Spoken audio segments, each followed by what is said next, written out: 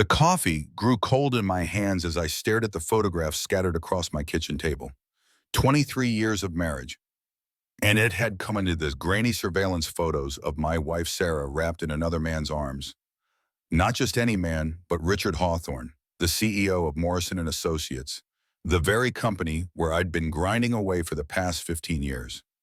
My name is Jake Morrison, and I thought I knew everything about betrayal. I was wrong. It started 3 months ago with small changes. Sarah would smile at her phone during dinner, claiming it was just work stuff. She'd take calls in the other room, speaking in hushed tones. New clothes appeared in her closet, expensive ones that her part-time job at the local library couldn't possibly afford. When I asked about them, she'd laugh it off, saying she'd gotten them on sale. But it was the perfume that really caught my attention. Sarah had worn the same vanilla scent for our entire marriage. Suddenly, she smelled like expensive roses and jasmine. When I complimented her on it, she froze for just a moment before claiming her sister had given it to her. The breaking point came when I found the hotel keycard in her purse while looking for aspirin. The Grandview Hotel, the same place where Morrison and Associates held all their executive meetings, the same place where I'd attended countless corporate dinners, shaking hands with Richard Hawthorne and his wife Margaret. That's when I hired Danny Reeves, a private investigator who specialized in infidelity cases. Danny was a former cop with tired eyes and a reputation for getting results. He didn't sugarcoat anything when he handed me the envelope. "Your wife's been seeing Hawthorne for 6 months," he said, lighting a cigarette despite the no smoking sign in his office. "Every Tuesday and Thursday, sometimes Saturdays. They're not even trying to hide it anymore." The photos told the story. Sarah entering the hotel, Sarah and Richard in a restaurant across town, Sarah in Richard's Mercedes, her hand on his thigh. The final photo showed them kissing in the hotel parking lot, her wedding ring clearly visible on her finger. I went home that night and acted normal. Sarah was making dinner, humming as she chopped vegetables. She looked beautiful in the kitchen light, her auburn hair pulled back in a ponytail, wearing one of those new expensive blouses. For a moment, I almost convinced myself the photos were fake. "How was work today?" she asked, not looking up from her cutting board. "Same old," I replied, watching her carefully. "Richard Hawthorne stopped by my department today. Seemed distracted." Sarah's knife paused for just a fraction of a second. "Oh, what about?" "Some big merger he's working on. Lots of stress, I imagine." She nodded and resumed chopping. "I'm sure it's nothing he can't handle." The casual way she said it, like she knew him personally, made my stomach turn. That night, I lay awake planning my next move. I could confront her, demand explanations, file for a divorce, but something held me back. Maybe it was the way she'd said Hawthorne's name, with a familiarity that suggested this affair went deeper than just physical attraction. Maybe it was the expensive clothes and jewelry that appeared faster than her library salary could explain. Or maybe it was the fact that I'd been passed over for promotion 5 times in the past 3 years, always losing out to less qualified candidates, always with Richard Hawthorne making the final decision. I decided to dig deeper. The next morning, I called in sick and spent the day at Danny's office, going through everything he'd collected. Bank records showed cash deposits in Sarah's account, $2,000 every month for the past 6 months. Credit card statements revealed purchases at stores I'd never heard of, all paid for by someone else. "There's more," Danny said, pulling out another folder. "Your wife isn't Hawthorne's only side piece. He's got a pattern. 3 other women in the past 2 years, all married to Morrison and Associates employees. The photos showed Richard with Jennifer Walsh, whose husband Mike worked in accounting, then Linda Chen, married to Paul from IT, and finally Rita Gonzalez, whose husband Carlos was in security." "Jesus," I whispered, "he's collecting them." "Gets worse," Danny continued. "Every single one of these women's husbands got fired within a year of the affair starting. Company downsizing, they called it. But Mike Walsh had been there 20 years. Paul Chen was one of their best programmers. Carlos Gonzalez never missed a day of work." The pattern was clear. Hawthorne seduced the wives, used them for whatever twisted game he was playing, then destroyed their husbands' careers. The women got hush money, probably signed NDAs, and their families were left to pick up the pieces. I was next in line for the chopping block. That evening, I confronted Sarah. I laid the photos on the dining room table between us, watching her face change from confusion to recognition, to something that looked almost like relief. "How long have you known?" she asked quietly. "Does it matter?" Sarah sat down heavily, her hands trembling. "Jake, I can explain. Can you? Can you explain why you've been taking money from the man who's about to destroy my career? Can you explain why you've been lying to me for 6 months?" Tears started flowing down her cheeks. "He said he loved me. He said Margaret didn't understand him. He said, he said what he says to all of them," I interrupted. "Jennifer Walsh, Linda Chen, Rita Gonzalez. You're not special, Sarah. You're just another conquest." Her face went white. "What do you mean?" I showed her the other photos, watched her realize the truth. Richard Hawthorne wasn't in love with her. He was using her as part of some sick power game. "I'm filing for divorce," I said. "I'm done." Sarah grabbed my arm. "Jake, please. We can work through this. I'll end it with Richard. You'll what? Give back the money? Pretend this never happened? Sarah, he's going to fire me. Just like he fired Mike Walsh and Paul Chen and Carlos Gonzalez. This was never about love. It was about power." She looked broken, sitting there in her expensive clothes, paid for by the man who was systematically destroying our lives. Part of me felt sorry for her.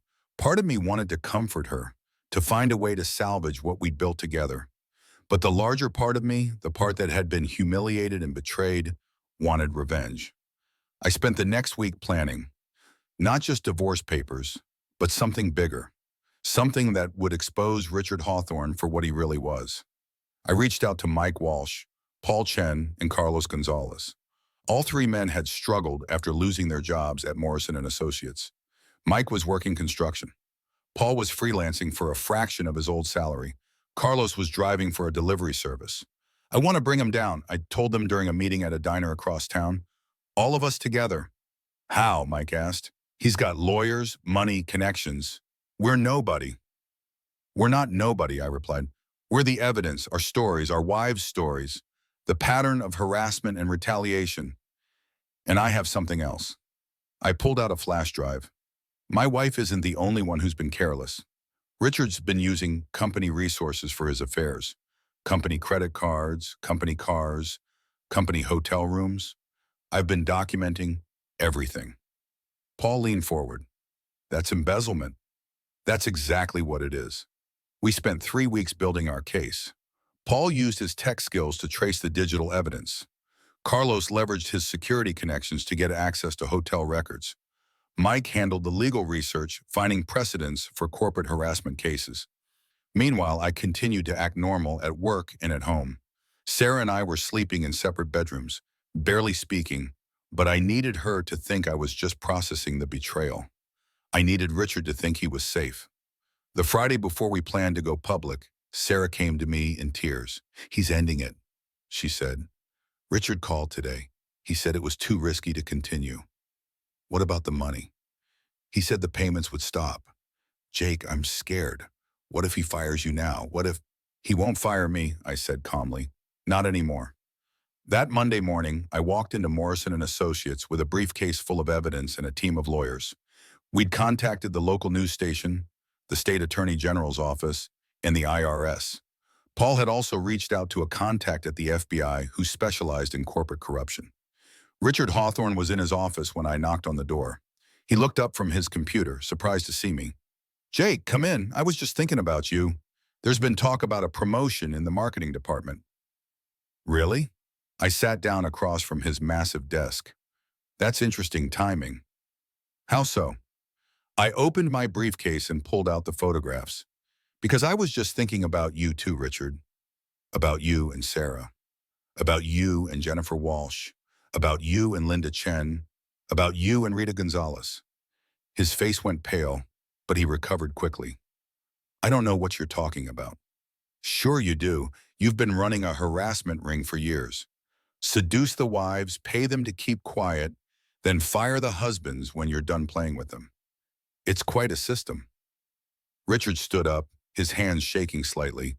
"You're out of line, Morrison. I think I should finish," I interrupted, "because there's more. Company credit cards used for hotel rooms.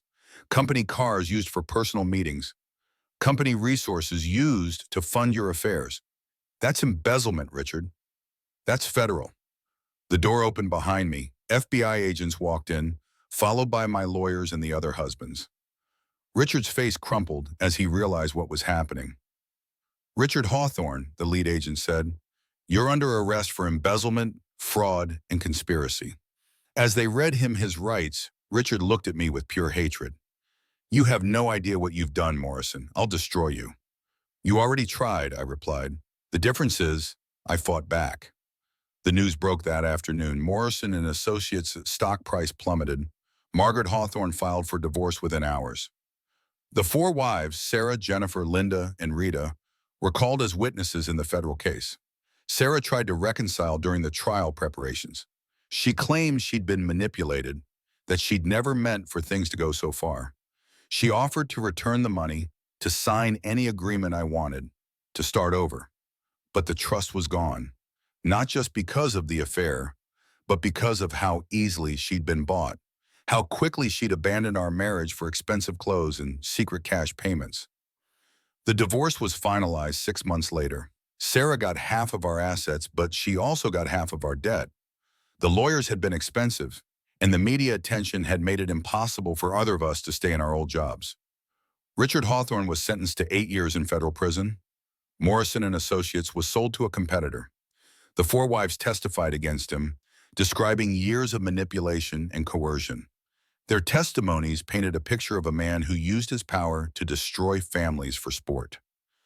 A year later, I was living in a different city, working for a small marketing firm that specialized in ethics consulting.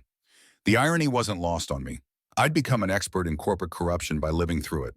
Sarah had moved back in with her sister. According to mutual friends, she'd taken a job at a different library and was seeing a therapist. She'd also started a support group for women who'd been manipulated by powerful men. Mike Walsh got his old job back when the new owners took over Morrison and Associates. Chen started his own IT company. Carlos Gonzalez became a private investigator, working with Danny Reeves. And me? I learned that sometimes the most unexpected decision isn't revenge or reconciliation. Sometimes it's simply choosing to build something better from the ashes of what was destroyed. The book I eventually wrote about the experience became a bestseller. The Price of Trust exposed the culture of corporate harassment that allowed men like Richard Hawthorne to operate with impunity. It led to congressional hearings, new legislation, and a national conversation about power dynamics in the workplace. But the most unexpected part of the whole story came 2 years later, when I got a call from Margaret Hawthorne. "I want to thank you," she said. "For 25 years, I knew something was wrong, but I couldn't prove it. You gave me the evidence I needed to rebuild my life." She'd used her divorce settlement to start a foundation that helped victims of corporate harassment. She'd also remarried, a retired teacher who coached Little League baseball and made her laugh. "Richard's appeal was denied," she told me. "He'll serve his full sentence. But even if he hadn't, I'm not afraid of him anymore. None of us are."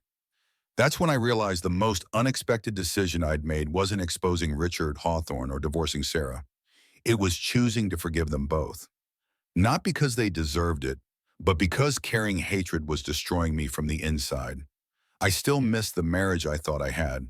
I still feel the sting of betrayal when I think about those photos on my kitchen table. But I also know that the man who hired that private investigator was different from the man writing this story. He was weaker, more naive, more willing to be a victim. The man I became chose to fight back, not just for himself, but for everyone who'd been crushed by Richard Hawthorne's system. He chose to expose the truth, even when it meant destroying his own life in the process. And in the end, that choice, to stand up when everything was falling apart, was the most unexpected decision of all. Because sometimes the greatest victory isn't getting revenge on the people who hurt you. Sometimes it's becoming the person who refuses to let them hurt anyone else.